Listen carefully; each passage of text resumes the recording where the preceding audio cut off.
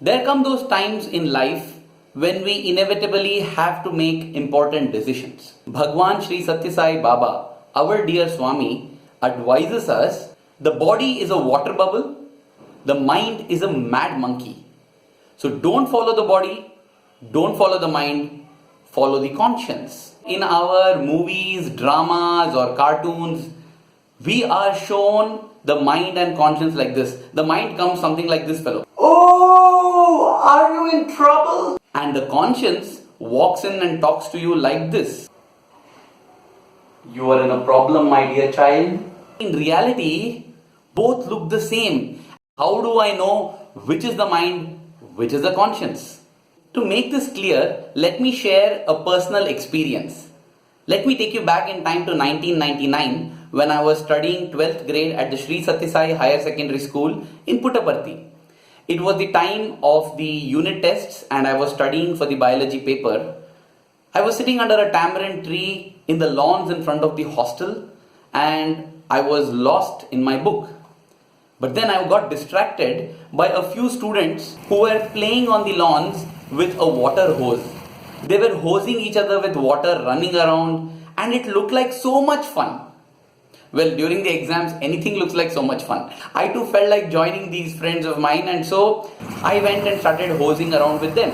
But suddenly I felt that I must not waste time, I must study. And so I came back to my book and began to study. Few minutes later, again I got distracted, again I went and started playing with them. And then again I felt a prick within, came back and started studying. And this cycle repeated itself 2 or 3 times. I closed my eyes and made a promise to Swami. I said, Swami, till I read 2 chapters, I will not have my lunch. I love 2 things to do with the mouth, talking and eating. So I felt that my love for food will at least ensure that I keep my promise, sit there and study. Unfortunately, I again got distracted and began to play and again came back to start studying and again went there and played. This happened multiple times till suddenly, if you are late for lunch by about 10 minutes, you are told that you have come early for dinner by 3 hours or 4 hours. And so I knew that I had just 10 minutes before I could finish my studying and rush for lunch, else I had to remain on a hungry stomach. This was a time for me to make my decision. Should I go for lunch or should I study? And therefore, I put on my thinking cap, plugged it in, and wanted to see what happens. The mind came in like this. Let me help you. And the conscience came in like this. Let me help you. Well, I don't know. Maybe the first was the conscience, the second was the mind. Don't know. That is a confusion. How do I make out the difference between the mind and the conscience?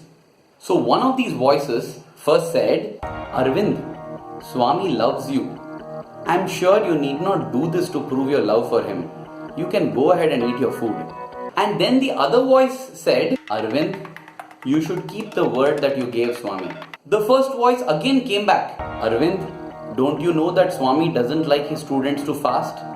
The second voice's response was the same, Arvind, you should keep the word that you gave Swami. The first voice came back stronger now. Remember why you wanted to make the promise in the first place, so that you can study. Now if you don't eat food and nourish your body, how can you study later also? The second voice seemed to have run out of argument points. Arvind, you should keep the word that you gave Swami. The first voice almost clinched the issue with its final argument. You said read, not study. So you need not study 2 chapters. Just read them, rush through them and finish them and go have your lunch. And this dumb second voice had nothing to say but, Arvind, you should keep the word that you gave Swami. I felt that it was indeed logical to go and have food after quickly reading the 2 chapters, and that's what I did. Within 7 minutes, I rushed through the pages of the book, read it so fast, finished, and then went and had my lunch. In the evening, when we went for darshan, I was seated along the first line of the path where Bhagwan would be walking during darshan.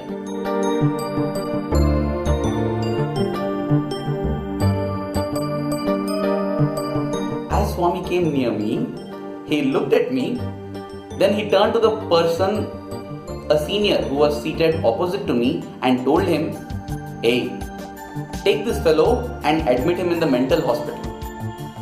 And I felt so happy. Anything that Swami says makes you happy. If Swami calls me a donkey, I'll feel very happy. Because it is Swami saying, right? Swami walked ahead. He suddenly stopped, turned around, looked at that same person and told him, and when you admit him, make sure that they don't give him food. That was amazing for me, no doubt. But you know what? It was amazing for that brother as well.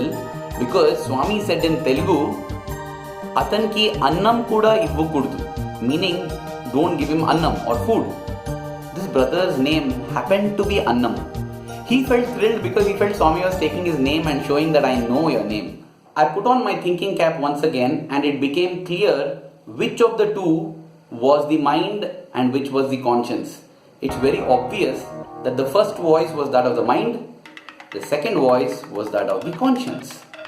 Now, based on that, here are my thoughts on some tips on how to recognize the voice of the mind from the voice of the conscience. So, here's tip number 1. It is the mind that always gives multiple reasons. The conscience just keeps telling us the same one thing, the one thing that should be done. It will keep repeating the same thing. It is the mind that tries to convince you by giving different reasons. Here's tip number 2. The mind is the one that gives us a selfish option. The conscience always gives a selfless option. The mind is concerned with only the conservation of the body and itself, the mind. The conscience knows the truth and therefore it is selfless. Tip number 3. The mind mostly rushes in for a short-term solution. A thing that gives happiness and pleasure in the short term but which may be bad in the long term. The conscience always makes a decision based on the long term. And finally, tip number 4. This is something you feel after you have executed the decision. If you have followed the mind, how much ever people around you or things around you or every situation around you may come and congratulate you on what you have done, you will feel a sense of dis-ease, a sense of discomfiture within you. At the same time, if you have followed what the conscience has said, then irrespective of what people around you tell you, what circumstances around you may turn out to be, inside you will feel confident and peaceful because you have done the right thing. It is like a loudspeaker within, and every time we disobey the conscience, a blanket gets put over it, and therefore the next time the sound of the conscience becomes more feeble. Every time we listen to the conscience, one blanket is removed and the speaker grows louder and louder. So, with every time that we follow the conscience, we will see that the voice of the conscience keeps getting stronger and we will always be able to take the right decision when it matters in our lives. Thank you. Jai Sai Ram.